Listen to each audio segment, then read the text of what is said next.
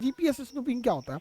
ये जीपीएस जो है ये चारों ओर हमारे सैटेलाइट छोड़े गए हैं और पूरे पृथ्वी के चारों ओर सैटेलाइट्स का एक ग्रुप है जीपीएस, जो अमेरिका ने उसे छोड़ा था। आम पब्लिक से लेके मिसाइल, ड्रोन, सारी चीज़ें जीपीएस का ही यूज़ करती हैं, सबसे ज़्यादा यूज़ करती हैं यहाँ पर। इस जीपीएस टेक्नोलॉजी में एनी टाइम हमारे पास कम से कम 3 से 4 सैटेलाइट हमारे ऊपर नज़र रखे होते हैं। हम कोई भी डेटा लेते हैं, हमारी दूरी एक जगह से दूसरे जगह कहाँ है, हम 2 जगहों की दूरी नापते हैं, तो हम आसमान से हम इसी सैटेलाइट से घिरे रहते हैं और हमें मोबाइल में ईजिली मिल जाता है डेटा। अब हम आंख बंद करके गूगल के जीपीएस पे भरोसा कर लेते हैं। वो कहता है दाहिने जाओ, बाएं जाओ, जहां मन वहां, कबो कबो गड्ढा में कूदा देता है। एक बार हमको एगो भैंस के तबेला में घुसा दिया, ऐसे सड़क के रास्ते में, कहा इधर से कट ले लीजिए, उधर कट लिए, तो आगे कोई रास्ते नहीं था, आगे भैंस का तबेला था और उसमें गुगला के पास एगो गुगली है, वो बोल रही थी टेक 200 मीटर लेफ्ट। अरे सोची तुरे आगवा भैंस रखल है, कहाँ से लेफ्ट ले लेंगे? तो कभी कभी गुगला जो है ना, इन्ने उन्हें खेत में कूदा देता है, कभी कभी गड़बड़ हो जाता है। तो वैसे ही क्या है कि अगर हमें गूगल से हम जा रहे हैं, हमें कोई पता नहीं किधर जाना है, अगर मैप ने कहा इधर जाओ तो हम इधर चले जाते हैं, और अगर मैप ने कह दिया इधर मुड़ जाओ तो हम लोग इधर मुड़ जाते हैं। तो जैसे हम ज़मीन पे रास्ता फॉलो करते हैं, वैसे ही मिसाइल, जहाज हवा में फॉलो करते हैं। अब उन्हीं को गलत कोऑर्डिनेट दे देना जीपीएस स्नूपिंग कहलाता है। इसी की मदद से इसराइल अपने और आने वाले मिसाइलों को, जो हिजबुल्ला या फिर कहीं हिजबुल्ला के पास थोड़े से एडवांस कैटेगरी के मिसाइल है, उसको इस इंटरनेट, इस जीपीएस स्नूपिंग की मदद से गलत रास्ता दिखा देता है। गलत रास्ता दिखाने से उसको एक फ़ायदा हो जाता है कि वो रास्ता भटक जाता है, लेकिन एक घाटा ये होता है कि रास्ता भटकने के बाद भी कहीं ना कहीं तो गिरेगा ही। इसराइल है कितना छोटा सा तो देश है यहाँ पे, लेकिन इसमें इसराइल के पास आयरन डोम टेक्नोलॉजी है जिससे कि वो हैंडल कर लेता है। और ये जीपीएस स्नूपिंग पे इसराइल की जो साइबर सिक्योरिटी फोर्स है बहुत एक्टिवली काम करती है। तो इससे पता चलता है कि हमें टेक्नोलॉजी वाइज कितना एडवांस रहने की ज़रूरत है, हमें पिछलग्गू बन के रहने की ज़रूरत नहीं है। अभी क्या है, ये 5G का ज़माना है, जिसकी टेक्नोलॉजी बेहतर होगी वही आगे निकल जाएगा यहाँ पर। अब भारत भी इसी सिलसिले में अपनी टेक्नोलॉजी में इजाफा किया है और एक नए टाइप का लूनर बर्ग लेंस को अपने ड्रोन में इंस्टॉल किया है। लूनर बर्ग लेंस क्या होता है? ये किसी भी जहाज को या फिर जो भी हवा में उड़ रही चीज़ है उसको रडार में छिपाता नहीं है, बल्कि और बड़ा करके दिखा देता है। छिपाएगा ही नहीं, बड़ा करके दिखाएगा। अब आप कहिएगा, पूरी दुनिया स्टील्थ पे लगी हुई है कि बड़े से बड़े जहाज को इतना छोटा दिखाओ कि रडार पे वो दिखे ही नहीं, या दिखे तो रडार को लगे कि कोई पक्षी उड़ रहा है यहाँ पे। तो अब ये सोच रहा और बड़ा कर देता है। ये बड़ा क्यों कर देता है लूनर बर्ग लेंस? यहाँ पर ये लेंस देखिए, ये लेंस ना अपने ऊपर पड़ने वाले जो भी चीज़ है उसको ज़रूरत से बड़ा रडार पे दिखाता है। जैसे ये ड्रोन है, अमूमन जो रडार होते हैं वो ड्रोन को नहीं पकड़ते हैं, छोटी छोटी चीज़ों को नहीं पकड़ते, बड़े चीज़ों को पकड़ते हैं। तो जैसे कोई ड्रोन उड़ के जा रहा है तो उसको रडार नहीं पकड़ेगा, इसके लिए स्पेशल रडार आता है जो छोटी चीज़ों को पकड़ता है। लेकिन अगर हम इस पर लूनर बर्ग लेंस लगा देंगे, इस पर छोटा सा देखिए लगाया गया है, तो ये क्या करेगा, रडार पर इसको बहुत बड़ा साइज में दिखाएगा, जिससे कि रडार पर लगेगा कि कोई जहाज आ रहा है। तो एक छोटे से चीज़ को बड़ा दिखा देना जिससे लगेगा कि कोई जहाज आ रहा है, इससे दुश्मन अपना एयर डिफेंस मिसाइल मारेगा और दुश्मन का लोकेशन पता चल जाएगा। तो दुश्मन जानबूझ के मारे, इसको बड़ा समझ के मार दे, और रडार जैसे दुश्मन देखेगा तो दुश्मन के रडार पर इसे एक छोटा सा दिखना चाहिए ड्रोन बराबर, बट ये ड्रोन बराबर ना दिख के एक बड़ा आकार का दिखेगा अगर हम उसके ऊपर लूनर बर्ग लेंस लगा दिए तो। अब दुश्मन इस पे एयर डिफेंस मिसाइल लॉन्च कर देगा, और जैसे ही दुश्मन इस पे एयर डिफेंस मिसाइल लॉन्च करेगा, हम लोग क्या करेंगे, उसके लोकेशन का पता लगा देंगे कि कहाँ से ये मिसाइल मारा हुआ है यहाँ पर, इससे कि उसका एयर डिफेंस छुप नहीं पाएगा। और ये भी पता कर लेंगे कि उसका एयर डिफेंस कितना एक्टिव है, अगर नहीं मार रहा है। अच्छा, इसमें एक और भी चीज़ गड़बड़ है, जैसे पाकिस्तान को चाइना ने HQ9 दिया हुआ है, ये डुप्लीकेट कॉपी है S300 का, हमारे पास S400 है, ये S400 क्या, S300 का ये डुप्लीकेट कॉपी है। और डुप्लीकेट में भी कौन है, चाइना ने डुप्लीकेट किया है।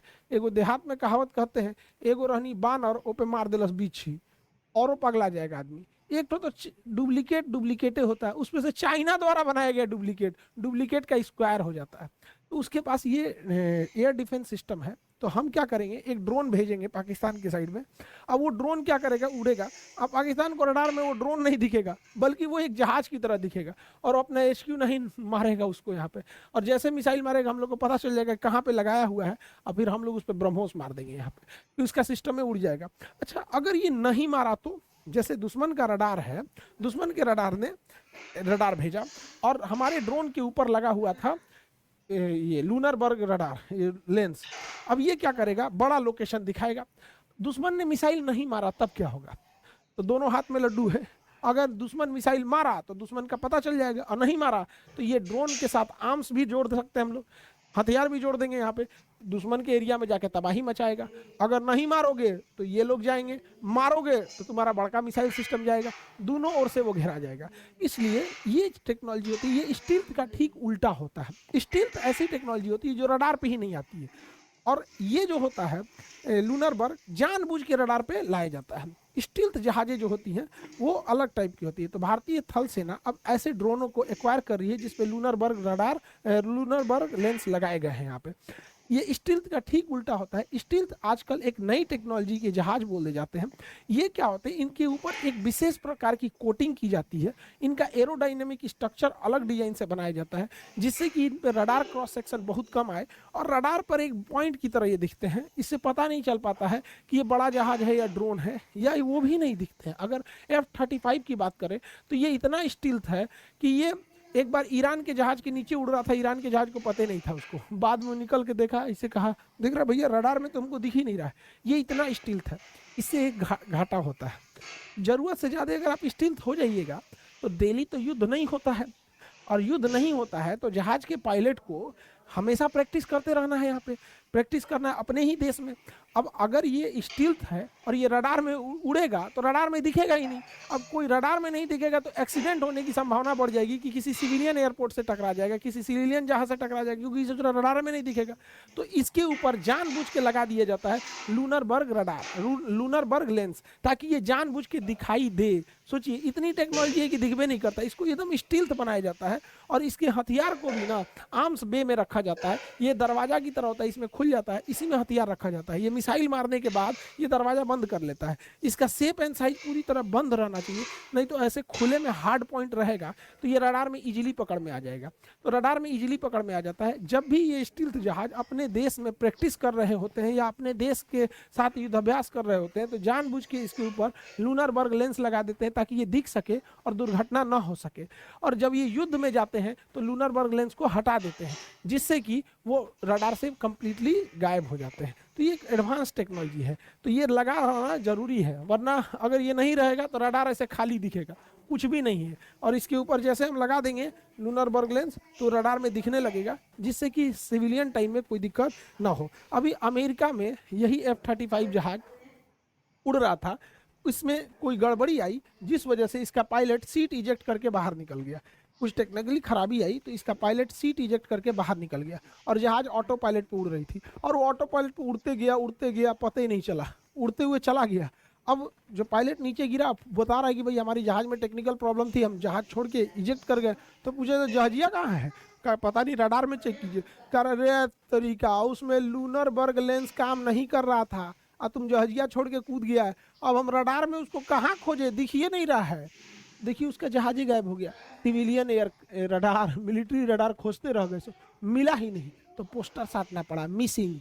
नाम क्या है जहाज का, F-35B लाइटनिंग, मिसिंग डेट, इसे उसका आधार कार्ड नंबर इसे लिख के दिया, फ़ोन नंबर दिया है, जिसको जिसको मिले उसको फ़ोन करना है।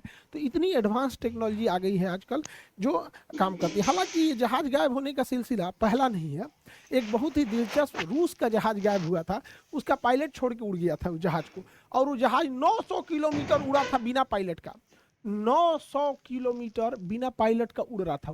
पायलट कूद गया था सीट इजेक्ट करके, टेक्निकल खराबी आई थी, कूदने के बाद जहाजिया ठीक हो गया। यहाँ पे देखिए 4 जुलाई 1989 को रूस का एक एयरफोर्स स्टेशन था, एक बेस था जिसका नाम था बैगीज एयरबेस। तो बैगीज एयरबेस पर रूस के जहाज तैनात थे। वो रूटीन प्रैक्टिस के तहत उसको उस दिन कर्नल निकोलाई उड़ा रहे थे। जहाज जो था MiG-23M था, इसे कर्नल निकोलाई उड़ा रहे थे। इसमें एक लोगों की बैठने की कैपेसिटी होती है, एक ही क्रू होता है, एक ही आदमी इसे उड़ाता है। जब ये टेक ऑफ किए जहाज को लेके तो नॉर्मल टेक ऑफ हुआ, लेकिन टेक ऑफ करने के थोड़ी ही देर बाद इन्हें इंजन में पावर कम फील होने लगा। इन्हें लगा कि इंजन उतना पावर नहीं दे रहा है। तो लड़ाकू जहाजों में क्या होता है, एक अलग सिस्टम होता है जिसे कहते हैं आफ्टर बर्नर। इनके पास एक और ऑप्शन होता है कि एक्स्ट्रा फ्यूल जलाकर आफ्टर बर्नर सिस्टम ये स्टार्ट किया जाता है। इसके इंजन 2 चरणों में होता है, एक बिफोर बर्नर होता है जो नॉर्मल होता है, एक होता है आफ्टर बर्नर। तो नॉर्मल बर्नर में कम पावर मिलते रहता है जितना चाहिए उसको, और आफ्टर बर्नर अगर लगा देगा तो उसमें और ज्यादा फ्यूल जाएगा और पावर प्रोड्यूस करेगा, इससे फ्यूल खाएगा बहुत ज्यादा। इसलिए अमूमन जहाज आफ्टर बर्नर का यूज इमरजेंसी में करते हैं कि अगर फटाक से टेक ऑफ करना है या दुश्मन के एरिया से भागना है या किसी एयरक्राफ्ट कैरियर से उड़ना है तो आफ्टर बर्नर का यूज करते हैं।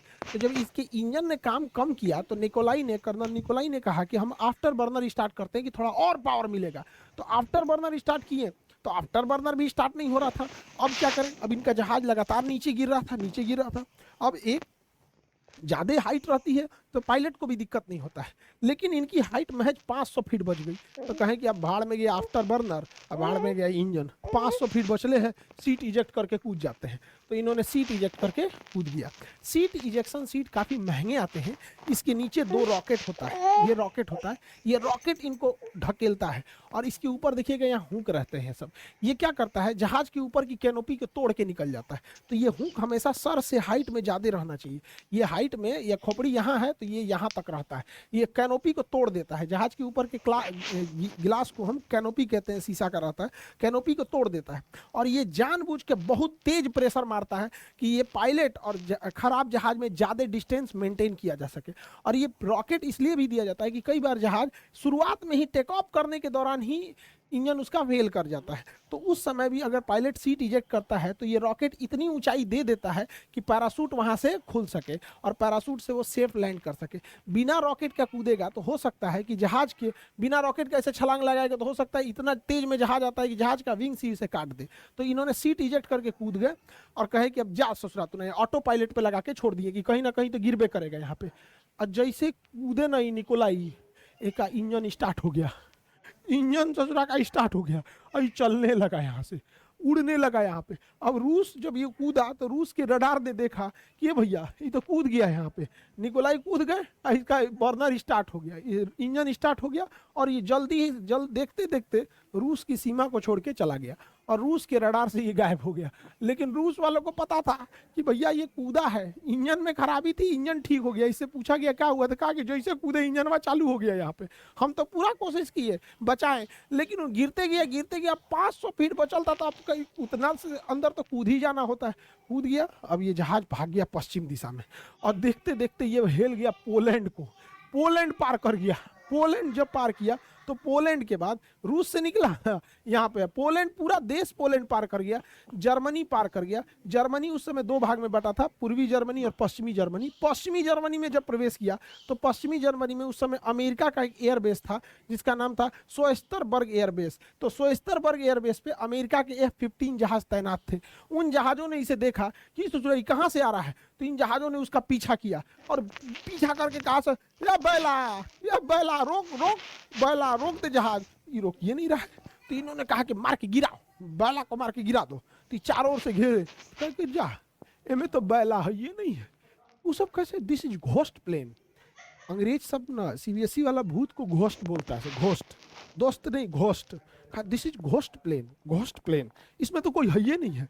अब उस सबका हालत खराब हो गई, अरे भाई साहब ये उड़ के आ कैसे रहा है। अब सोचिए ये 1989 की बात है ना, 1989 की बात है, आज से लगभग 40 साल हो गया, लगभग 40-42 साल। उस समय ड्रोन का कोई टेक्नोलॉजी नहीं था, पायलट ही जहाज को उड़ाता था। अब देखते देखते ये जर्मनी भी पार करके नीदरलैंड में घुस गया, और जब नीदरलैंड में, जर्मनी पार करके नीदरलैंड में गया तो नीदरलैंड वाले में भी जहाज दौड़ा दिए सब। रे बकलवा इधर कहाँ, इहो देख के डरा के, इसमें कोई नहीं है, no one in the cockpit, who is flying the plane. Angrezi बोलता है सभी सब, ये भगवान, oh my God, oh my God, God help us from this ghost plane. ये सब डरा गया सब यहाँ पे। तब तक ये जहाज जो है ना नीदरलैंड में घुसा, नीदरलैंड को पार करके अब बेल्जियम की ओर मुड़ गया। अब जब ये बेल्जियम की ओर मुड़ा तो जर्मनी वाला से बाद नीदरलैंड गया बेल्जियम में, बेल्जियम की एयरफोर्स इसको दौड़ाई, यार बकलवा इधर कहाँ घुस गया, वो भी देखी कि इसमें भी कोई नहीं है। तो बेल्जियम वाला कहा कि इसको कहाँ तक दौड़ाया जाए, दौड़ा दौड़ा देखते हैं कहाँ तक जाना। बेल्जियम की सीमा को भी पार कर गया। अब फ्रांस डर गया और ये सोच रहा मेरे पास आ रहा है, तो फ्रांस भी रेडी हो गया इस बैला को मारने के लिए यहाँ पे। तो बेल्जियम और फ्रांस के पास ये जहाज का फ्यूल खत्म हो गया। यहाँ से यहाँ तक 900 किलोमीटर का डिस्टेंस तय करने के बाद बेल्जियम नामक देश में, बेल्जियम लगभग पार करने ही वाला था, बस बेल्जियम 10 किलोमीटर के बाद बेल्जियम पार हो जाता है। यानी महज ये 1 मिनट और उड़ जाता ना, मतलब 30-40 सेकेंड और उड़ जाता तो 10 किलोमीटर पार कर जाता है यहाँ पे। लेकिन फ्रांस से 10 किलोमीटर दूर अर्थात बेल्जियम में 10 किलोमीटर अंदर इसका फ्यूल खत्म हो गया, और ये फ्यूल खत्म होने के बाद बेल्जियम में ही गिर गया, और बेल्जियम की एयरफोर्स इसको बेल्जियम के घर पे गिरा, जहाँ एक व्यक्ति की मृत्यु हो गई। बस एक व्यक्ति की मृत्यु हुई थी। लेकिन इसमें रूस को बता देना चाहिए, रूस ने गलती किया। उस समय फ्रांस की भी एयरफोर्स रेडी थी, कोल्ड वार का समय चल रहा था। कोल्ड वार में ना दोनों देश एक दूसरे को देखना नहीं चाहते थे। रूस के समर्थक वाले देश सोवियत संघ के कहलाते थे, और अमेरिका के समर्थक वाले देश, ये दोनों आपस में लड़ाई करते रहते, गुटबाजी में बढ़ गई थी दुनिया। हालांकि उस समय रूस का उस समय नाम सोवियत संघ था। उसके 2 साल बाद रूस 15 देशों में टूट गया, अर्थात सोवियत संघ 15 देशों में टूट गया था। Estonia, Latvia, Lithuania, Belarus, Ukraine, Moldova, Georgia, Armenia, Azerbaijan, Kazakhstan, Kyrgyzstan, Tajikistan, Turkmenistan, Uzbekistan, रूस, 15 देशों में उस समय यूएसएसआर टूट गया, ठीक उससे 2 साल बाद यहाँ पर। तो ये कई ऐसी घटनाएं होती हैं जो टेक्निकल फेलियर के कारण होती है। अब ऐसे ही मिस फायर भारत से ब्रह्मोस भी हुआ था यहाँ पर। हालांकि मिस फायर था कि क्या था, हमारे ब्रह्मोस का टेस्टिंग भी हो गया उसी बहाने। तो कई बार ऐसी टेक्निकल ग्लिचेज आ जाती हैं यहाँ पर। तो ये साइंस जैसे जैसे आगे बढ़ेगा तो उसके कुछ डीमेरिट्स भी होते हैं। 100% भरोसा नहीं कर सकते हैं टेक्नोलॉजी के और साइंस के ऊपर यहाँ पर। समझ में आ गया कि नहीं? बाकी आगे आपका बीपीएससी का इंटरव्यू ऑनगोइंग